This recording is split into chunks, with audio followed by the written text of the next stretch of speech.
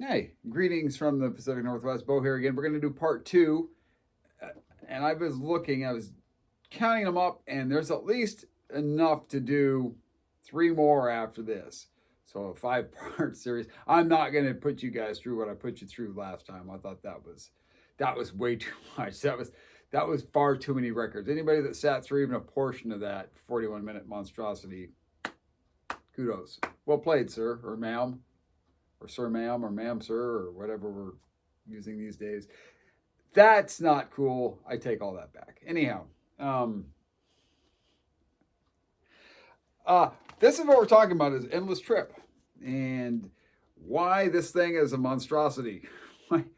Why it leads to ruination. I have to say too, there was something that happened in the last video. There was a comment, and it's vinyl RPM 33 RPM vinyl. Oh, and I'm not picking here. I'm just saying something reminded me of the way I always interpreted the vinyl community, the way I took things within the vinyl community, in terms of those of us that were in the garage site group. I always thought, whether it was Dallas or Derek or myself or Mark or Memphis Vinyl Jim, rest in peace, or whoever, Dylan, Matt, and DJ Mellow Yellow, and the psych professor. It was almost like the Cold War. It was like an arms race. You always had to find the most obscure stuff at the cheapest price, and that's part of the problem in that book. It was something he'd said in the comment. He's like, "Oh, I've got like 85% of those, except for that France Gall." And I thought to myself, well, you know what? I'll show you next time. I'll show you some rarer stuff. And then I remembered that's the whole point of the video, is why I stopped collecting the way I did and what I held on to. Anyhow, we're gonna go with round two. So I shifted locations, trying to make this a little bit easier. This is I kept this because I kept anything that had Kurt Botcher production. Not that it's super great, but there was advice I got from Mark Ditch, and that was, if you think it's going to be something you're going to regret getting rid of, and it was hard to find the first time, hold on to it. You can always get rid of it down the line. And this would be something in that milieu there. This is the Millennium Begin, and it's on that Columbia label. Try not to keep you so much. This was kind of an interesting find at Rainy Day Records. This was a 5x5 Next Exit. They have a song on the Nugget CD set. And what I liked about this vinyl copy was the guy that had owned it had notes. He'd written some notes about the band on the back. I thought that was pretty cool. So I kept that. We're getting a bit of a glare here too. Sorry about that, folks. Two records from Nancy and Lee. This is the second one. I'm a big Lee Hazelwood fan. So anything that had Lee Hazelwood's name on it, I kept. There's the first one. This has got, Some Velvet Morning, and I don't have my glasses with me, so bear with me. Nancy Sinatra. I do like her, but there's no real reason to keep her albums. I mean, there's no real deep cuts. So I kept two. I kept this Greatest Hits, and I kept this album because my favorite song of hers is Bang Bang. I like her version of that song best. And this is the only thing I could find it on, was on this album. So that's why I kept that, basically for one extra song on top of the Greatest Hits. And then we got a run of Lee Hazelwood stuff. These are all, with one exception, I'll point it out. These are all original. This is not an original. This is a reissue, and it's got a bonus record with bonus tracks on it. But what is this one? This is Trouble is a Lonesome Town. Lee Hazelwood's fantastic. I love Lee Hazelwood. The rest of these are all originals. Love and Other Crimes. Kept that. And boy, this glare. See if I can't do something about that. I don't know. Well, now we got that in the way. Sorry, folks. I've lost any type of video shooting ability. There's Bobby Hull, though. Not such a great human being himself, I don't think. But don't care. I like Bobby Hull, the Golden Jet. Lee Hazelwood, It's Cause and Cure. Turn them this way. Kind of minimizes it. NSVIP from Lee Hazelwood. There you go. Like I said, those are all originals. This was VCLT I got from Jason Funnyface 26. Great. No, there's another site collector too that was in some competition with. He's in the UK, so he was finding some really good stuff. This is on Direction. This is not bad. That one's a pretty good album. This was some really terrific garagey, psyche guitar. This is The Neighborhood Children. This is one I would keep, definitely. And of course I kept it, but I mean, I've contemplated purging more records. That would not be one of them.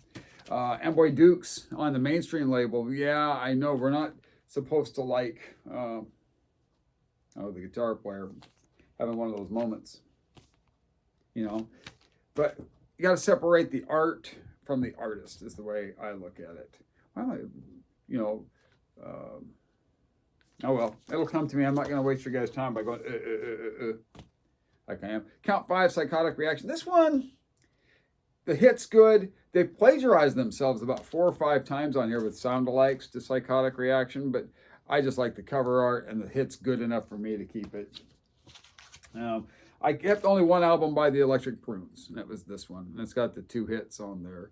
I had 3 or 4 of their other albums, and I purged them. I just wasn't playing them. And if I wasn't playing them, what was the point of keeping them? This is a record, the Sonics. This is an original, here are the Sonics. This is the worst condition copy I've ever had of this. I've given away 7 copies of this that were like EX plus, VG plus, EX plus, giving them away to people.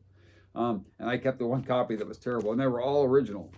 Northwest punk, these guys, as far as I'm concerned, the Sonics invented punk.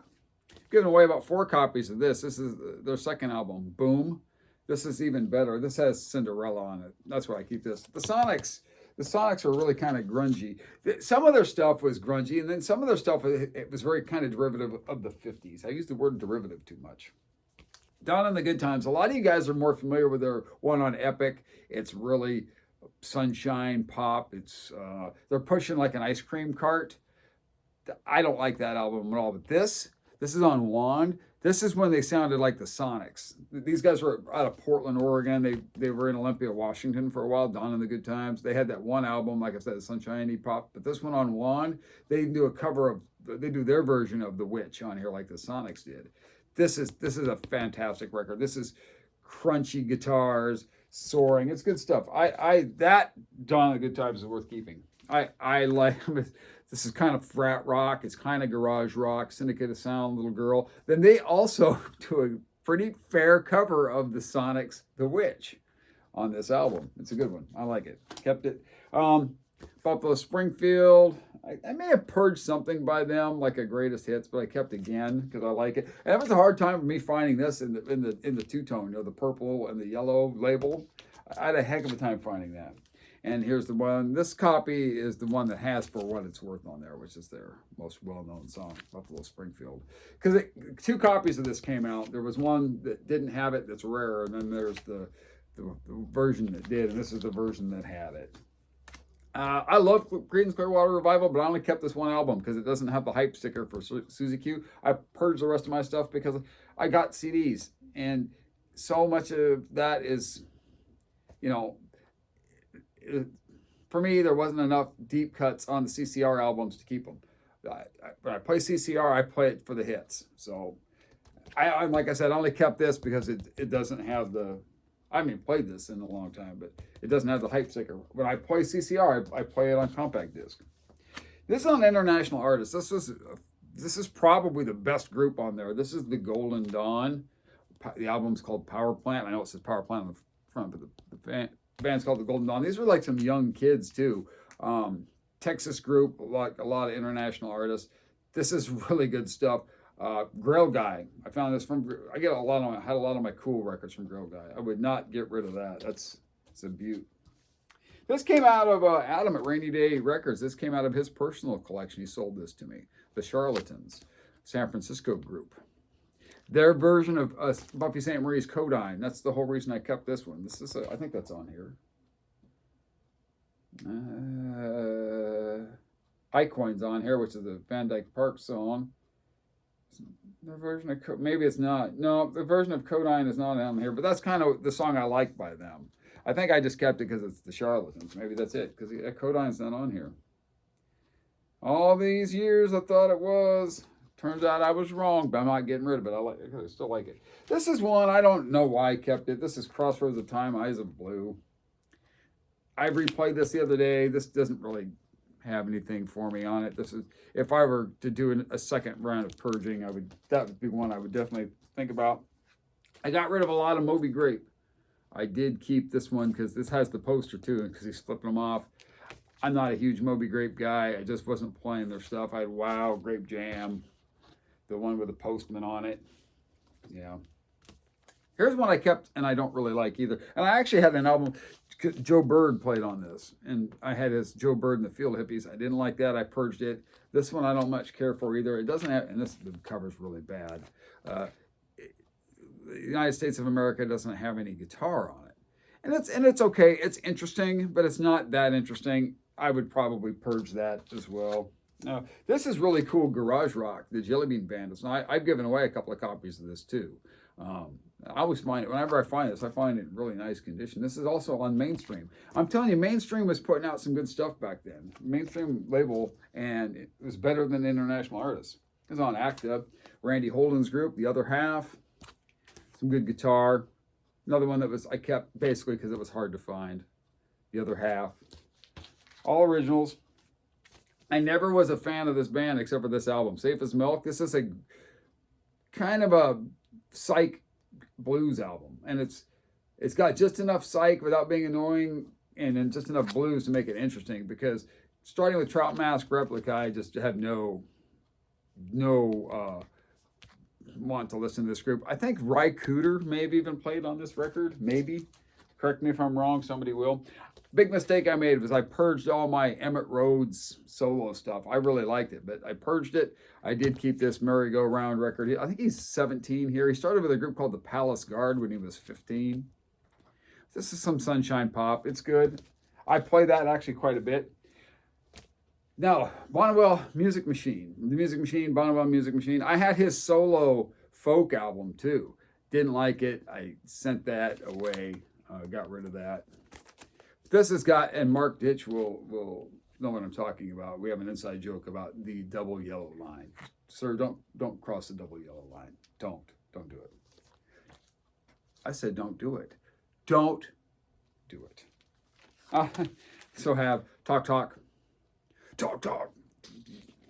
Anyhow, this is pretty dang good stuff there.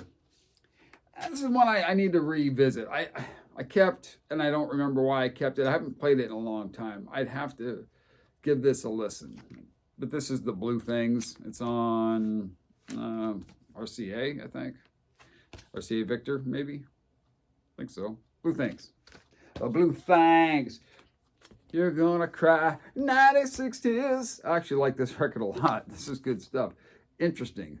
They were kind of they were, as a group, Question Mark was an interesting person. That's a good album. I had to reissue that for a long time, and when I found a real copy, as I like to say, a real copy, I kept it. This is Serpent Power. This is on Vanguard. This is something I was with a fellow VC member at a store in Tacoma years ago, and the guy didn't have any prices on his records, and so he made a pile. He went through it. I ended up this one I went back and forth on, a hemmed and hawed on. I ended up making, I don't remember what the deal I even made for it was. This is like a prime example of why Endless Trip was bad, because this is an album that I coveted. If I had just listened to it online, I would have heard that this wasn't that good. At least not to me. It didn't really speak to me. But I still have it, mostly because it was hard to find. I guess I don't know, because I haven't played it but once or twice, and it's not something I care to listen to again. Couple from the Human Beings. This is really got some really great fuzz guitar on it. That's why I kept it. And then of course the one with the hit, Nobody But Me. No. Now, the Bobby Fuller 4, what I like about this, other than the big hit, was a lot of this kind of reminds me of Carl Perkins or of Gene Vincent, kind of that late 50s, early Dwayne Eddy, late Dick Dale kind of surf rock, kind of that kind of stuff. And it's not, this isn't a surf rock album. This isn't like that, but it's in that hillbilly rock kind of vein, and I really like it. Bobby Fuller, of course, unfortunately met a very tragic end. His murder was never solved. Kept this. These guys are kind of Beatles sound like. Knickerbocker's Lies. I only kept this because this is one of my earliest finds when it came to Endless Trip. Outside of the hit, there's not a lot on this album, I don't think. I'd have to spin it again to be sure, but Knickerbocker's Lies. 2 albums from the Leaves. This is by far and away my favorite. Now, this has Codyne. Their version of Codyne is really good. This is the Leaves, All the Good That's Happening. Found that at a record show in Seattle. Me or my ex-wife did. She used to find a lot of good stuff here for me. Sorry. Hold on.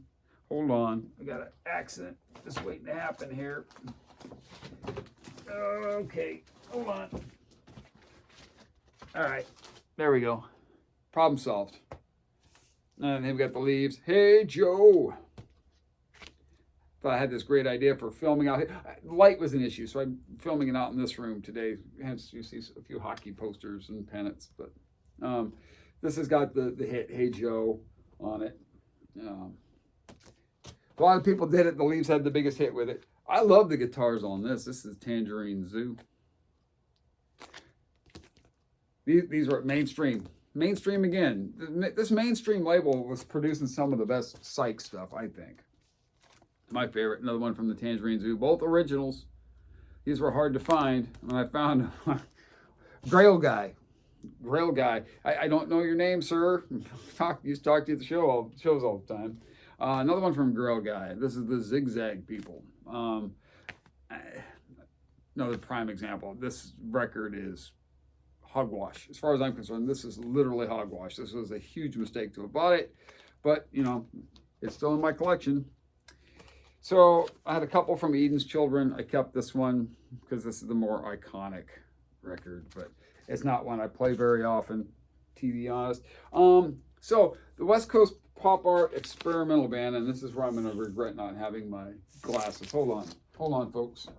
You're going to hear my voice, but you're not going to see me for a minute. You're going to be like, boy, this is not a very professional video. Of course, I'm not a professional at this. I'm a postal clerk. So that's the cat digging into the couch there. Well done. You guys are loving this, right? Michael Lloyd was in the West Coast Pop Art Experimental Band. He had a lot of success producing records. I'm not a super huge fan of his, of this type of music, but I like his stuff with the West Coast Pop Art Experimental Band.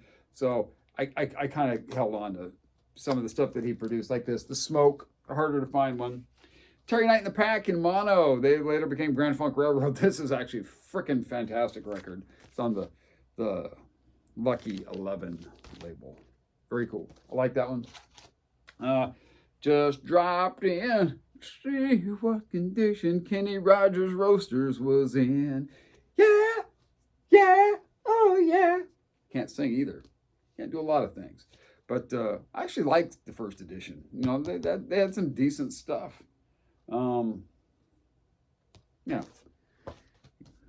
This came from Grail Guy. This is the Nightcrawlers, Little Black Egg. This is on Cap. Everybody knows the song Little Black Egg, but if you had the single like I did, the flip song was Running Wild. To me, that was the jammer on this. This was Grail Guy. I got this from him at a show in Seattle at the old Armory outside it's Climate Pledge Arena now. I still call it the Coliseum, but this Climate Pledge Arena. Went up to a hockey game this year. Saw the Kraken lose to Edmonton, who's going to win the Stanley Cup. Fingers crossed. Apparently, we're not supposed to like the Edmonton Oilers. To me, I have a bigger problem with the Vegas Knights or the Vancouver Canucks, the Edmonton Oilers. But the Alberta teams are a rival. Not to me. I don't have a problem with the two Alberta teams. The Calgary Flames being the other one. Anyhow. Or the Atlanta Flames. I got their poster. Or pennant. Not poster. Anyhow, Nightcrawlers. It's like, quit talking about hockey. Okay. Free Design. This is a record that I've actually had and purged. I had all their albums, in fact.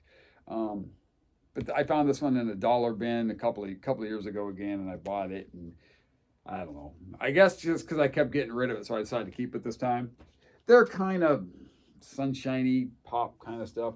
Mainstream again, Tiffany Shade. I believe that the Tiffany Shade was not a real band. I think they were just studio musicians. But this is pretty good stuff. This is the kind of stuff, as Mark used to say, I eat it up with a spoon. Tiffany Shade on Mainstream. An original. I think Kurt Bottcher and Gary Usher produced this one. Glenn Campbell plays on this. And this is Sagittarius. I used to have the Marble Index album of theirs too, but purged it. I kept this one just because of the Glenn Campbell connection, and it's a radio station copy. Larry Coryell, The Free Spirits. I used to have some of his solo stuff, purged it, but this jazz psych fusion album, The Free Spirits, this is a really good record. I used to play this one all the time. I haven't played it in a while. I should put it on tonight. Maybe I'll put it on later. Okay, so this is an original. This is the Chocolate Watch Band, No Way Out.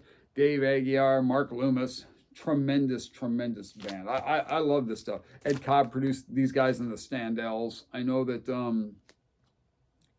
Ed Cobb, where was I going to go with this? It doesn't matter where I was going to go with this. So I have this one. Now, this next one is definitely a Sunday's reissue. This is a reissue. Okay, I point out my reissues and the reissues. This is the Inner Mystique. Loomis and Aguiar quit halfway through the making of this, so studio musicians finished it. That's like why one side is more psych, dreamy, ethereal psych feeling, that the studio musicians. The other side is more garage, punchy guitar. That's the actual Chocolate Watch Band. They went on to do at least one more record after Loomis and Aguiar left, I'm pretty sure. But anyhow, it's a reissue.